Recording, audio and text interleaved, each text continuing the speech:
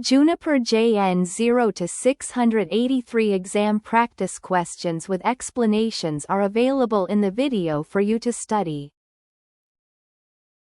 In an EVPN-VXLAN data center, two servers are connected to different leaf switches and belong to different IP subnets. Inter-subnet communication between these servers must be supported. Which statement best describes the required configuration and traffic behavior? A. IRB interfaces must be configured on the spine switches, and traffic is routed centrally. B. IRB interfaces must be configured on both leaf switches, and traffic is VXLAN encapsulated between them. C. No IRB interfaces are required because EVPN performs pure Layer 2 forwarding. D. Traffic must always traverse a spine-to-spine VXLAN tunnel for routing. The answer is B. In an EVPN-VXLAN fabric using distributed routing, inter-subnet communication is handled at the leaf layer. Each leaf switch requires an IRB interface to provide default gateway functionality for locally connected endpoints. When traffic is sent between servers on different subnets, the ingress leaf performs routing and VXLAN encapsulation. The packet then traverses the IP fabric directly to the destination leaf, where it is decapsulated and forwarded. Spine switches remain transit devices and do not participate in routing decisions. This design improves scalability and minimizes latency. Which statement accurately describes a collapsed fabric EVPN-VXLAN architecture? A. Spine devices must be fully meshed with one another. B. Only spine devices can act as border gateways. C. Virtual chassis at the leaf layer eliminates the need for EVPN. D. Border gateway functionality is implemented on designated leaf devices. The answer is D. A collapsed fabric combines traditional spine and leaf roles into fewer devices, often for smaller data centers. In this model, border connectivity to external networks is typically handled by specific leaf nodes known as border leaves. These devices advertise external routes into the EVPN fabric while maintaining separation from internal routing. Fully meshed spines are not required, and EVPN control plane signaling remains unchanged. This approach reduces complexity while preserving standard EVPN-VXLAN behavior. Border leaves ensure scalable ingress and egress for north-south traffic. You are deploying an EVPN-VXLAN overlay and require that Layer 3 routing decisions occur only on spine devices. Which deployment model satisfies this requirement? A. Edge routing and bridging, ERB. B. Centralized routing and bridging, CRB. C. Distributed symmetric routing. D. Bridged overlay architecture. The answer is B. Centralized routing and bridging places Layer 3 routing functionality on spine devices instead of leaves. In this architecture, leaf switches focus on Layer 2 forwarding and VXLAN encapsulation, while spines act as centralized routers. This simplifies routing policy enforcement and reduces configuration complexity on access devices. However, it can introduce additional latency due to traffic hairpinning through spines. CRB is typically used in smaller or more controlled environments. It contrasts with ERB, where routing is fully distributed at the leaf layer. Which command is most useful for confirming that VXLAN traffic is being encapsulated and forwarded by a specific VTEP logical interface? A. Monitor traffic interface C0, 0/12. B. Show interfaces terse VTEP.32770. C. Show interfaces terse VTEP.32770 statistics. D. Show interfaces VTEP.32770 extensive. The answer is C. To validate VXLAN forwarding, interface traffic counters provide the most direct evidence of encapsulation activity. The statistics view displays packet and byte counters for the VTEP interface, allowing verification that traffic is being transmitted and received. Monitoring a physical interface alone does not confirm VXLAN encapsulation. A terse interface view lacks traffic details, while extensive output is more verbose than necessary for flow confirmation. Interface statistics are therefore the most efficient troubleshooting tool. This method aligns with standard operational validation practices.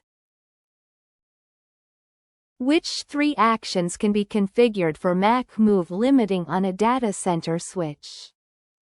A. Drop offending traffic. B. Filter MAC advertisements. C. Enable dynamic learning. D. Log MAC move events. E. Shut down the interface. The answer is A. MAC move limiting protects the network from instability caused by frequent MAC address changes. When a violation is detected, the switch can drop traffic from the offending MAC to prevent further disruption. Logging the event allows administrators to audit and investigate abnormal behavior. In severe cases, the interface can be shut down entirely to isolate the issue. Filtering and enabling learning are not corrective actions within MAC move limiting. These mechanisms help maintain Layer 2 stability in large environments. In an EVPN-VXLAN underlay using directly connected eBGP peers, which two statements are correct? A. The multi-hop option is unnecessary. B. Load balancing is misconfigured without OSPF. C. The multi-hop option is mandatory. DECMP can be enabled using BGP multipath. The answer is AD. When eBGP peers are directly connected, the multi-hop setting is not required because the neighbor is reachable in a single hop. Underlay fabrics commonly rely solely on BGP without an IGP. Equal cost multipath forwarding is achieved by enabling BGP multipath features, allowing multiple routes to be installed simultaneously. OSPF is not required in this design. This approach simplifies control plane operation and improves scalability. It is a standard practice in modern IP fabrics. Which DCI mechanism maintains routing isolation while supporting VNI translation between data centers? A. MPLS label exchange. B. Over-the-top VXLAN with proxy gateways. C. VXLAN stitching. D. Over-the-top VXLAN with static VNIs. The answer is C. VXLAN stitching connects distinct VXLAN segments while preserving independent routing domains. It allows VNIs to be translated at the interconnect point, preventing namespace collisions. This approach is ideal when multiple data centers use overlapping or different VNI schemes. Routing isolation is maintained because control planes are not merged. Alternative OT methods may enable connectivity but lack native VNI translation. VXLAN stitching is therefore the most flexible and scalable DCI option for this requirement. Which EVPN route type prevents duplicate BUM traffic in active-active multi-homed server scenarios? A. Type 8. B. Type 7. C. Type 4. D. Type 5. The answer is C. EVPN Type 4 routes advertise Ethernet segment information for multi-homed devices. They enable designated forwarder election, ensuring only one PE forwards BUM traffic toward a multi-homed host. This prevents duplicate frames from being delivered simultaneously. Without Type 4 routes, active-active designs would suffer from traffic storms and duplication. Type 4 is therefore essential for stable multi-homing. It plays a critical role in EVPN split horizon behavior.